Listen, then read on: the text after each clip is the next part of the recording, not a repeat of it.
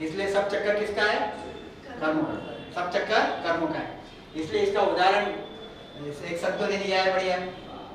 देखो आप कि कर्माची गती, कर्माची गती खरोखर अति ज्ञान है। मराठी साथी है, मराठी चीज है। कर्माची गती खरोखर अति ज्ञान आम्ही दोघे एकाच गुरुचे शिष्य, पण तो श्रीकृष्ण झाला पृथ्वीपती, माझ्या घरात नाही खायला माती। दोनों भी चीजें हैं। ये कौन है जिसके घर में खाने को माती नहीं? सुदामा। ये कौन था? सुदामा। समझे? ये हो गया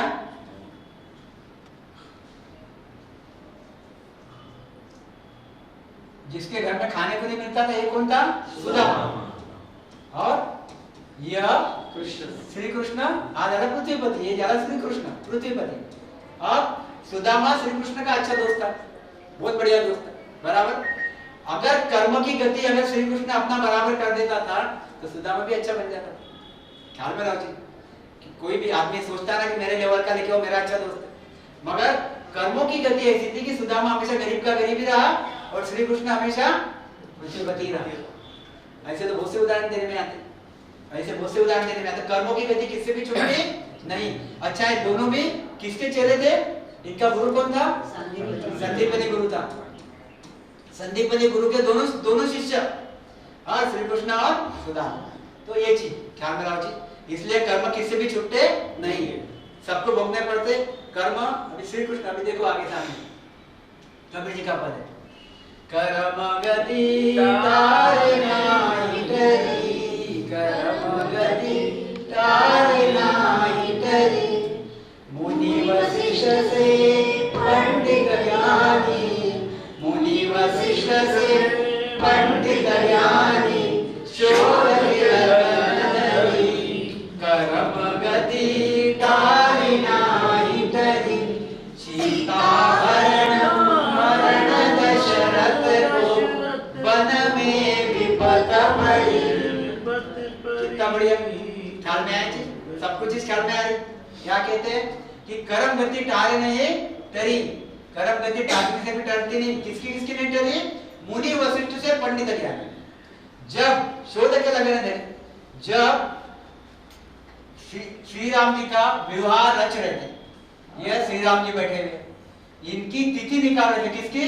शादी की विवाह तिथि निकाल रहे थे। तब यहाँ पे वशिष्ठ मुनि, ये कौन है? श्री राम जी के गुरु। और फिर एक से एक पंडित थे। कितने पंडित थे? एक से एक। हमारे जैसे हम जहाँ निकालने जाते वैसे पंडित थे क्या? हमारे शादी के जो हम तिथियां निकालते हैं वैसे पंडित थे क्या? वैसे भारी भारी पंडित थे। और मुनि वशिष्ठ से पंडित ज्ञानी, ज्ञानी भी बहुत थे। शोध के लगन थे। यह लगन इनकी तिथि कैसे निकाली? ढूंढ के निकाली, ढूंढ के, हाँ ढूंढ के निकाली। और अंत क्या हुआ? सीता हरण मरण दशरथ। सीता का क्या हुआ?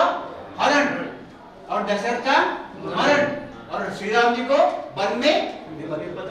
ये तो रामायण में है, इसमें कोई बड़ी बात नहीं है कि हम कुछ अलग बता रहे। ख्याल में जी, कर्म गति टारे नहीं टरी। जब श्री राम जी की कर्म गति टलती नहीं तो हम लोगों की कैसी टलेगी? आप सोच नहीं। इसलिए वो कर्मों का कायदा यहाँ पे, ये जो हुनकार है, हुनकार में कह दो कर्मों का कायदा, कर्म का कायदा बहुत स्ट्रॉन्ग है, बहुत मजबूत है। ये कर्म का कायदा, ये किसी को भी छोड़ता नहीं, सबको अपने चपेट में रखता। और ये कर्म यानी ही काल, काल यानी ही पार ब्रह्म। समझे? यह काल, यह कर्म, यह महाकाल, यह किसी को भी छोड़ता नहीं, सब उसके अंडर में है। और ये सब के सब किसके अंडर में है? सतस्वरूप परमात्मा के अंडर में है। ये सब के सब सतस्वरूप परमात्मा के अंडर में है। ख्याल में रखो, सतस्वरूप परमात्मा के नीचे है। सतस्वरूप परमात्मा का ज्ञान विज्ञान इन सब में है। तो गुरु महाराज कहते सीता हरण मरण दशरथ को वन में विपत पड़ी, कर्म गति कार्य नहीं टरी। यहाँ कहते क्या लिखा है?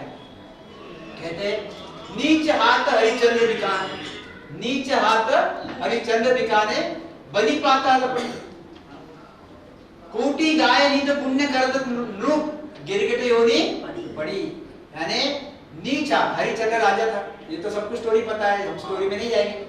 तो हरिचंद्र राजा था, उसको उसका स्वभाव क्या था?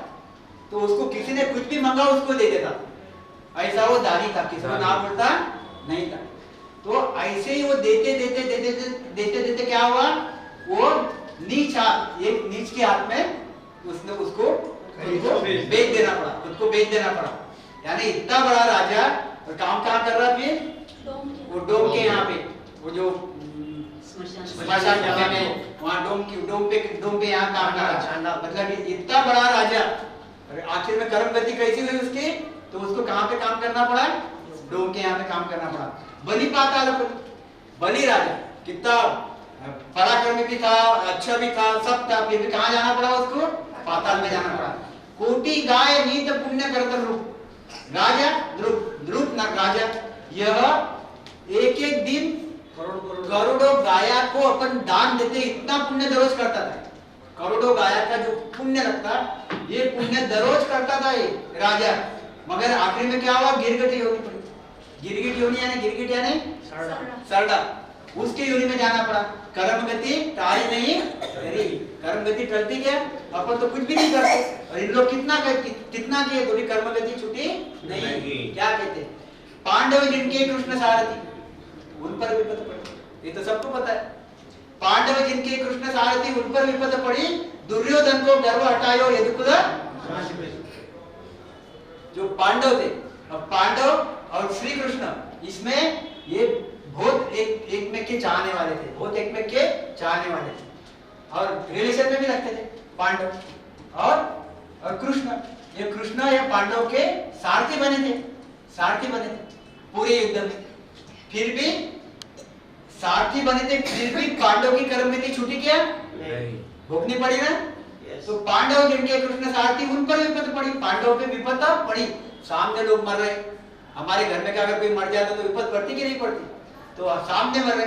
दुर्योधन को गर्व हटाया, दुर्योधन भी कौन था, यह कृष्ण का रिलेटिव ही था।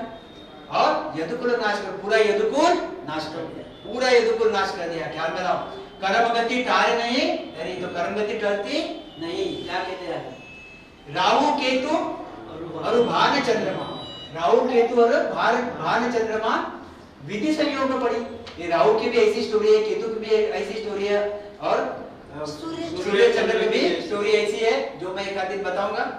और आज वो विषय नहीं है, इसलिए विधि संयोग परी। कहत कबीर सुनो भाई साधु होनी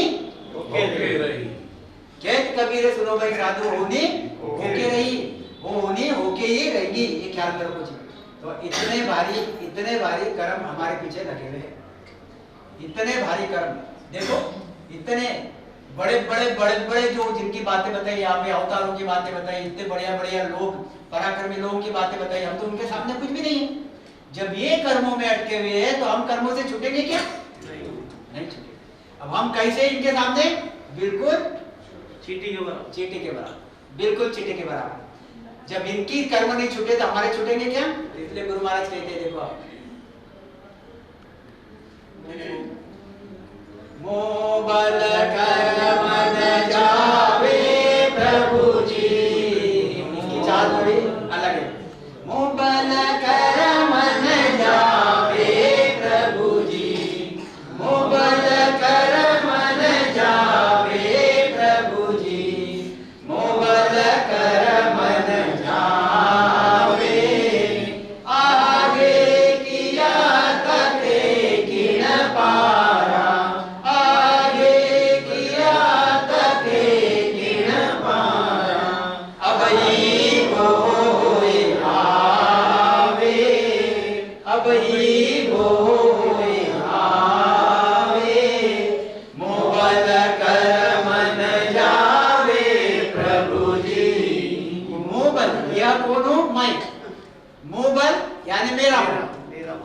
मेरा बल, और कर्म यानी कर्म, प्रभु जी यानी हे परमात्मा, प्रभु जी यानी हे परमात्मा। जो कौन है, निकर्मी है, जो कौन है, निकर्मी है, और ये सब कौन है, ये सब कर्मी है। तो गुरु महाराज क्या कहते हैं, मुंह बल कर्म न जावे प्रभु जी, हे प्रभु जी मुझे तो तुम में मिलना है, मुझे कहाँ मिलना है, तो ससुर परमात्मा के सत्ता में मिलना है, जहाँ कर्म चलते नहीं। मेरे पास तो कर्म कैसे है, बिल्कुल ऐसे लगे के लगे, ऐसे घेर के रखा है, ऐसे घेर के रखा है, अनगिनत, ऐसे घेर के रखा है। बिल्कुल जैसे एक आधा कपून जो रहता ना, कपून वो कैसा अंदर घिर जाता पूरा का पूरा एकदम, समझे? ऐसे मुझे घेर के रखा है कर्म। तो इतने कर्म मुझे, मेरा आत्मा, यह मेरा आत्मा, ये कर्मों के सामने निर्बल है। यह आत्मा यह कर्मों से फाइट करके इनसे मुक्त मेरे ताकत से नहीं हो सकता, नहीं हो सकता, मेरे ताकत से नहीं हो सकता। तो मोह बल कर्म न जावे प्रभु जी, मोह बल कर्म न जावे। और मैं काटने की कोशिश करता थोड़ी सी, मैं कर्म काटने की भी थोड़ी सी कोशिश करता, तो आगे किया तके कि न पार। पहले कर्म कितने मेरे ऊपर, बहुत ज्यादा, बहुत ज्यादा। आगे किया तके कि न पारा। अब देखो आप, अभी यहाँ पे हम बैठे हुए, हमारे ऊपर ये संचित कर्मों का क्या है, बहुत बड़ा ढिगारा है। कितना बड़ा ढिगारा है, कितना बड़ा ढिगारा है, हिमालय के इतना, हिमालय के इतने संचित कर्म है हमारे सिर के ऊपर। उसमें है क्या, पाप कर्म और पुण्य कर्म, दोनों से बहुत बड़ा पड़ा हुआ है, बहुत बड़ा पड़ा हुआ है। और मैं दररोज उसको ले लेके घूम रहा हूँ, और कर्म काटने की उम्मीद लगा के बैठा हूँ कि ये सब कर्म काट लूं और मेरे आत्मा को नीकर में बना दूं और सतस्वरूप परमात्मा के देश में चले जाऊं। और इतने भारी कर्म है, और ये मैं काटने की कोशिश करता हूँ मेरे बल से। तो मेरे बल से काटने की कोशिश करता हूँ, तो पहले तो इतने दुनिया भर के है ही मेरे ऊपर, आगे किया तके कि न पारा।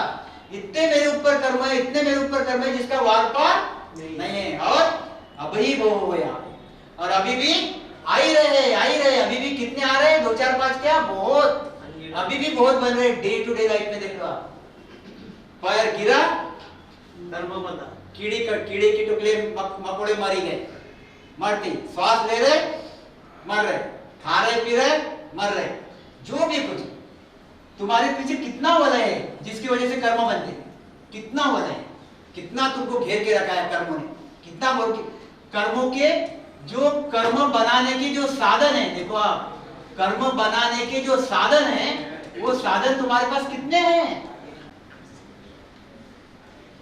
कर्म बनाने के साधन कितने हैं, कितने हैं बोलो?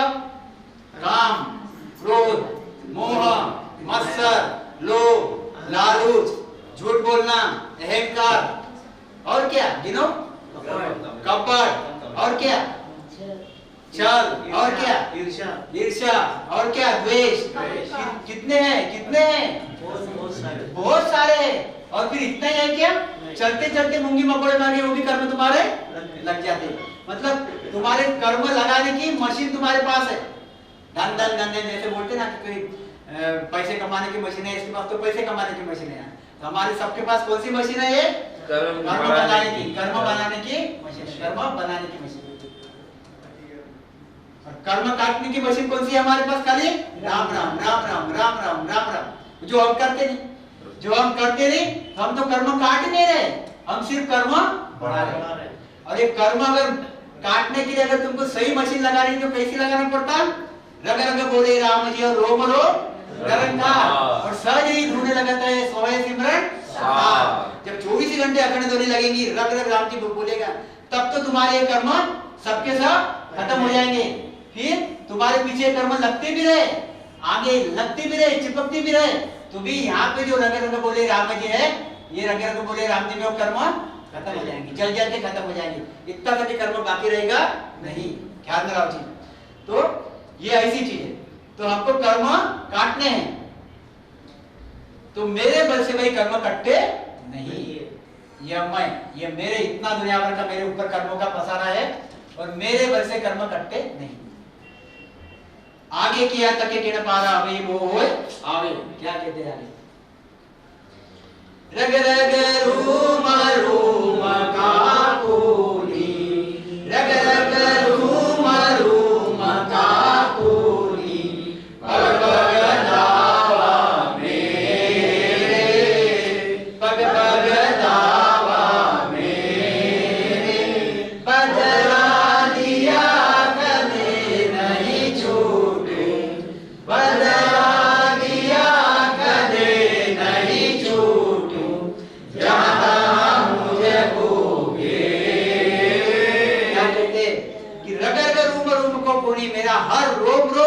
और मेरी हर नाड़ी नाड़ी वह कर्म की खूनी है।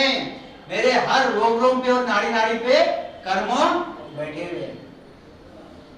मेरे हर रोम रोम पे और मेरे हर नाड़ी नाड़ी पे बोलते ना, हम बोलते कि जनरली कि अगर किसी ने बढ़िया हमारा काम कर दिया, अगर समझो मेरे पे कोई इमरजेंसी आ गई, बीमार पड़ गया और किसी ने मुझे 1 लाख रुपया दे दिया या 2 लाख रुपए दे दिया और मेरा काम बढ़िया हो गया, ख्याल में रखना, हम क्या बोलते हैं उसको? वो आदमी पर यार तेरा तो मैं बिल्कुल ऋणी हूँ, तेरे हर बाल का हर रोम का मैं ऋणी हूँ, ऐसा बोलते कि नहीं बोलते? ऐसे ही इतने हमारे ऊपर कर्म है, इतने हमारे ऊपर कर्म है, तो यह हर रोम रोम और हर रग रग ये कर्मों की ऋणी है। इतने कर्म है। पैर रखो तो कर्म लगा, पैर रखो तो कर्म लगा, ख्याल में रखो। तो रग रग रूम को उन्हीं पग पग दावा करे, और मेरे ऊपर हर पग पे दावा करते हैं, हर पग पे दावा करते कौन? कर्म। हर पग पे दावा करते हैं कर्म। बदला दिया कदे नहीं छूटू। अगर मैं बदला देके छूटना चाहता हूं तो कैसे छूटूंगा? मैंने अगर बदला देके छूटना चाहा तो छूटूंगा कैसे? मैंने एक मारी, उसने अगर मुझे एक मारी तो मैं भी उसको एक मार दी, चलो छूट गया। मगर ऐसे वक्त जो भी मेरे क्रोध आ रहे और भी कुछ चीजें आ रही और कुछ कर्म बन रहे साथ में, वो कर्म वापस मुझे लग ही रहे। तो ऐसे बदला दे देके 2 4 10 20 कर्म छूटते, ऐसे अनंत कर्म छूटते नहीं। ये अनंत जो कर्म है संचित के, ये छूटते नहीं। बदला दिया कदे नहीं छूटू, जाता मुझको घेरे। ऐसे कर्म मुझे जहां वहां घेरते हैं। सिर्फ मुझे यहीं घेरते हैं क्या कर्म? ये मृत्यु लोग में घेरते हैं क्या? नहीं। यह जब मैं यहाँ से देवी देवताओं के देश में जाता हूँ तो वहां पे भी कर्म घेरते हैं, यहाँ पे भी पुण्य कर्म मिलते हैं, साथ में पाप कर्म भी मिलते हैं वहां, ख्याल में रखो जी। और पुण्य कर्म से पुण्य भोगाए जाते और पाप कर्म से कुछ न कुछ तुमको दुख भी वहां भोगाए जाते। इसलिए परफेक्ट वहां पे कोई भी नहीं है, दुख और सुख लगा का लगा ही है। ऐसे इधर ब्रह्मा जी के देश में, विष्णु जी के देश में, और फिर नरक आते हैं। नरक आते हैं तो यहाँ पे दुखों के साथ सुख भी मिलता है। अबे लोग बोलते कि यार दुखों के साथ सुख कैसे मिलता, नरक में कहां से सुख आ गया? मैंने उदाहरण दिया था इनका। नरक में कैसा सुख आएंगे? बराबर ना, प्रश्न चिन्ह रहेगा कि नरक में तो दुखी दुख रहने चाहिए, सुख कहां से आएगा? तो सुख कैसा आता है वहां पे? देखो वहां पे एक आदमी है और एक दूसरा आदमी है, ख्याल में रखो। अब इसको नरक में डालने वाले, इसको भी नरक में डालने वाले, दोनों को भी कढ़ाई में डालने वाले, इसको भी कढ़ाई में डालने वाले, इसको भी कढ़ाई में डालने वाले। इसको अच्छा 4-5 घंटे रखने वाले कढ़ाई में, बॉइल कढ़ाई में 4-5 घंटे उसको अच्छा तलेंगे, ख्याल में रखो। और इसको खाली 10 मिनट तलेंगे, क्योंकि उसने उतने कर्म किए, पाप कर्म, इसने बहुत कर्म किए। अब एक सुखी हुआ कि नहीं? उसका देख के सुखी हो गया। सुखी हुआ कि नहीं? अपन बोलते ना यार मैं तो झट गया, फट करके आ गया। जैसे हम रिजर्वेशन करते नहीं बहुत बार, और हम कहाँ बैठ जाते? रिजर्वेशन के जनरल बोगी में बैठ जाते। जनरल बोगी में बैठ जाते, दूसरे भी जनरल बोगी में बैठे रहते। फिर हम क्या होते? अरे यार 10 मिनट का तो काम है यार, दुख भोग लेंगे, ख्याल में आएगा चीज। मतलब यह ऐसा 10 मिनट में जाके आ गया, ये इसको क्या बोलता? अरे मुझे तो खाली 10 मिनट में जाके आना है, बस तुझे भोगना है। मतलब तू बहुत दुखी है, मैं कौन हूँ? मैं तेरे से सुखी हूँ। ऐसे सुख उधर भी है, ऐसे ही स्वर्ग में है। स्वर्ग में सुख ज्यादा दुख कम। गुरु महाराज कहते हैं जब तक तन धरे, जब तक तन धरा हुआ है, भले ही 3 काया, चौथी 3 काया, कौन सी 3 काया? 4 काया। यह कार्जिक काया आदमी की, यह कार्णिक काया देवी देवताओं की, यह सूक्ष्म काया यह परब्रह्म की, और याचनिक काया यह यमदूत की, मतलब नरक की। यह तीनों काया जो है, ये तीनों काया दुख सुख कम ज्यादा प्रमाण में भोगती है। और सूक्ष्म काया जो है वो दुख भी नहीं भोगती और सुख भी नहीं भोगती, इसलिए वो दुखी रहती। वो सुख भी नहीं भोगती, दुख भी नहीं भोगती, इसलिए सुखी रहती, क्योंकि हर आदमी के, हर आत्मा के पीछे इच्छा माया लगी रहती।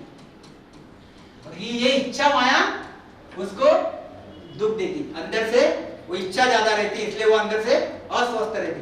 बहुत बार देखो ना तुम, यहाँ पे जो अभी नीचे पेशेंट बैठे हुए, और मैं जाता बार बार देखने के लिए, फिर जान करते थे यार क्या ध्यान देना, बहुत पेशेंट है, जान पे आ गए वगैरह वगैरह वगैरह। फिर एक आधी बार चलो आज सुख लेंगे, फिर ऊपर बैठते मस्त, और ऊपर बैठ के देखते नीचे पेशेंट देख रहे, नीचे पेशेंट देख रहे, 2 दिन 4 दिन देखोगे, 5वें दिन हमको लगता है यार 1 घंटा चले जाना चाहिए। मतलब इच्छा माया वहां पे बैठी है, जो बोलती तू देख उसमें भी मजा आता है, जा तू पेशेंट देख। और आदमी पेशेंट देखने, उदाहरण के लिए बोला मैंने आपको। तो जब इच्छा माया साथ में है, क्योंकि वहां पे भी सुख नहीं है, सुख था थोड़ा, फिर वो सुख ड्राई हो गया, मर गया, खत्म हो गया, तो फिर वापस इच्छा जागृत हो जाती।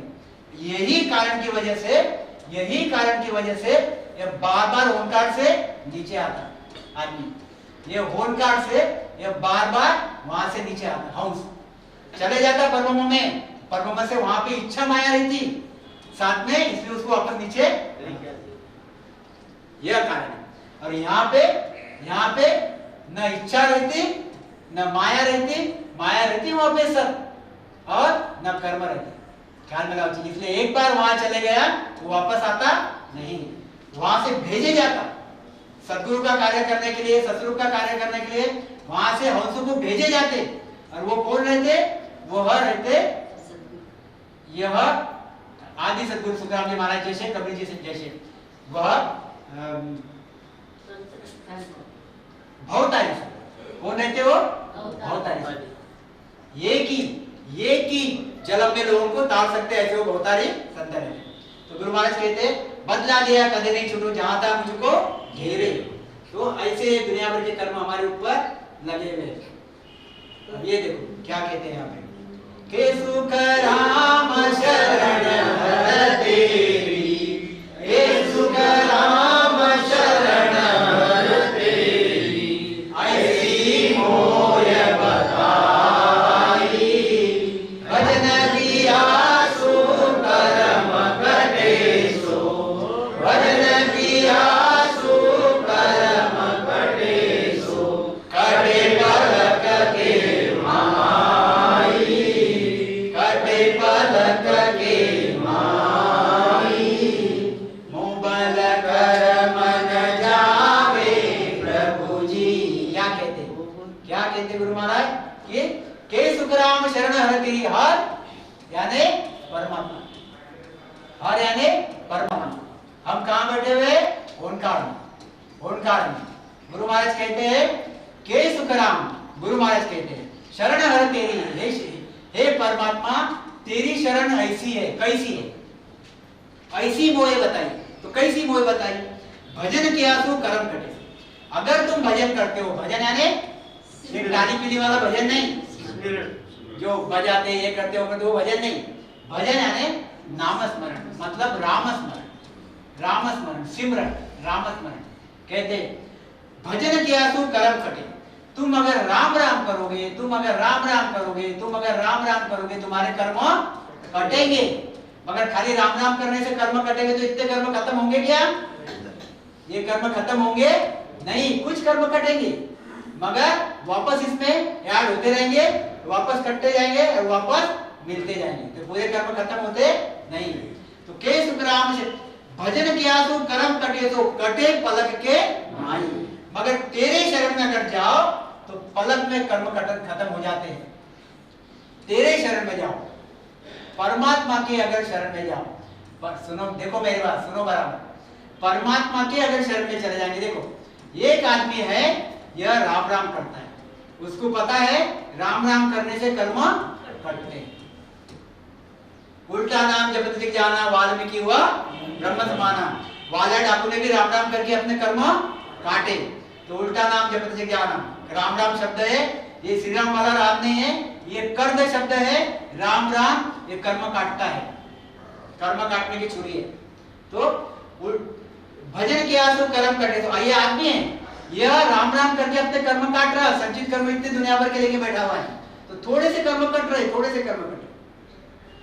राम राम करने से कर्म कटते और पूरे कटते नहीं। फिर कब कटते? कि कटे पलक तेरी शरण। अगर तेरे शरण में गए, परमात्मा के अगर शरण में गए, तो तेरे पूरे कर्म खत्म हो जाते। कैसे? परमात्मा के शरण में गए तो कर्म खत्म, और कैसे? वो पलक में खत्म हो जाते। कैसे खत्म होते? तो परमात्मा की शरण में जाना है क्या? अभी ये यहाँ बैठे हुए, ये परमात्मा सत्स्वरूप, यह परमात्मा के शरण में जाना। परमात्मा के शरण में जाना यानी परमात्मा का जो रिप्रेजेंटेटिव है, मतलब प्रतिनिधि है। प्रतिनिधि कौन है? ये सद्गुरु।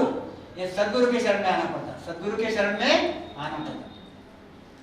ये सद्गुरु के शरण में अगर आओगे, ख्याल में रखो, और सद्गुरु से केस बराबर आंतरा भी रखोगे नहीं और खूब निगमन से भक्ति करोगे, तो सद्गुरु कौन है? यह अखंड ध्वनि लगाए हुए, जिसमें पूरे कौन सी सत्ता है?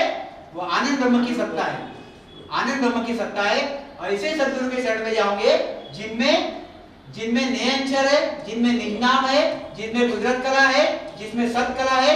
ऐसे जो सद्गुरु के शरण में जाओगे, तो आप जब सद्गुरु के शरण में जाओगे तो आपके घट में भी वो निजनाम नियंचर जागृत होगा। और ये निजनाम नियंचर सत्स्वरूप परमात्मा का बीज है। यह निजनाम नियंचर सद्गुरु परमात्मा का बीज है। और बाकी की भक्तियां करोगे तो इसमें कौन सा बीज है? कर्म का।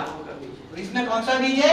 नियंचर का। ये दो फर्क है, इसलिए केवल भक्ति न्याय है। ये इसमें नियंचर का बीज है, इसमें कर्म का, कर्म बढ़ाने का बीज है। और नियंचर क्या है? ये कर्म काटने की छुरी है, कर्म काटने की छुरी है, तो ये कर्म काटती। तो ऐसे जब हम ये नियंचर प्राप्त करेंगे और फिर ये नियंचर 6 कमर पूरब के और 6 कमर पश्चिम के अखंड छेदन करके अखंड ध्वनि लगाएंगे, रोम रोम निरंकार लगाएंगे, तब तो तुम्हारे कर्म पूरे खत्म होंगे। गुरु महाराज क्या कहते हैं? एक जगह पे लिखा है गुरु महाराज ने, 10वें द्वार केवली होई। 10वें द्वार, ये क्या है? ये 10वें द्वार है, यह 10वें द्वार है। 10वें द्वार, 10वां द्वार, 9 द्वार शरीर के, 10वां द्वार यहाँ पे। 10वें द्वार, 10वें द्वार केवली होई। ये केवली हो गया अभी, ये केवली हो गया, ये आत्मा कैवल्य आत्मा हो गया। 10वें द्वार केवली होई, कर्म कसर रहे नहीं कोई। कर्म कसर रहे नहीं कोई, कोई प्रकार का कर्म कसर अभी रही नहीं, सब संचित कर्म खत्म हो गए। ख्याल में रखो। कटिया कर्म भरम सब भागा, सभी कर्म कट गए और सभी प्रकार के भरम खत्म हो गए। 10वें द्वार केवली जागा, अखंड ध्वनि लग गई। ये कौन सी जगह है? केवली जगह। ये रियल में कैवल्य हो गया। लोग बोलते मैं कैवल्य हो गया, मैं कैवल्य। कैवल्य है कौन? गुरु महाराज कहते हैं इसको कैवल्य बोलते, जो परब्रह्म की सत्ता को खत्म करके वो अखंड ध्वनि लगा के वो 10वें द्वार की सत्ता में चले गया, वो आनंद ब्रह्म की सत्ता में चले गया। ये कैवल्य हुआ। ये कैवल्य हुए नहीं, ये सिर्फ बोलने के लिए कैवल्य हुए है परब्रह्म में। परब्रह्म की सत्ता छोड़ के जो आनंद ब्रह्म में जाता वो सही में कैवल्य हुआ। ख्याल में रखो। तो ये कैवल्य ज्ञान विज्ञान है। इसलिए गुरु महाराज कहते हैं जब ऐसा होगा, कैसा होगा? जब पूरा का पूरा उसको अखंड ध्वनि लग गई, ये अखंड ध्वनि लग गई तो इसके संचित कर्म खत्म हो गए। जैसी अखंड ध्वनि लगी, कटे पलक के माई, एक पलक में पूरे के पूरे संचित कर्म खत्म हो गए। ऐसे संचित कर्म खत्म हो जाए। फिर हमने यहाँ पे मशीन बैठा दी, कौन सी? रग रग बोले राम जी रोम रोम निरंकार। रग रग बोले राम जी रोम रोम निरंकार। एक श्वास में कितने स्मरण होते? 70 करोड़। श्वास श्वास में होते हैं सिमरन 70 करोड़। जब 70 करोड़ राम स्मरण एक श्वास में होते, ऐसी हमारे इसमें मशीन बढ़ गई है। ऐसी हमारे क्या बोलते कुदरत कला हमारे घट में आ गई है, जिसकी वजह से कोई भी कर्म आपने किया वो जल जाता। कोई भी कर्म आपने किया वो जल जाता, वो लगता नहीं, आपके पीछे नहीं लगता। तो फिर रहते किससे? ये संचित कर्म खत्म हो गए, क्रियामान लगते नहीं और प्रारब्ध रहते जो भोग के खत्म करने पड़ते। बाद में भी विषय आएगा, हम बाद में भी लेंगे।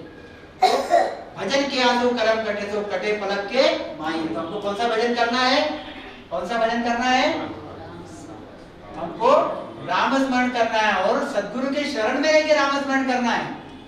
ऐसा अगर करोगे तो नियंत्रण की प्राप्ति होगी। और नियंत्रण जब सिद्धांत ज्ञान प्राप्त करा देगा तो आपके कर्म कट जाएंगे। ऐसा अगर करो, अगर आप खाली राम राम राम राम राम राम राम राम कर रहे हैं तो आपके कर्म जरूर कटेंगे, और पूरे के पूरे संचित कर्म खत्म होंगे नहीं। आपको वापस चक्कर में आना पड़ेगा और बार बार आना पड़ेगा। ख्याल में चीज बेसिक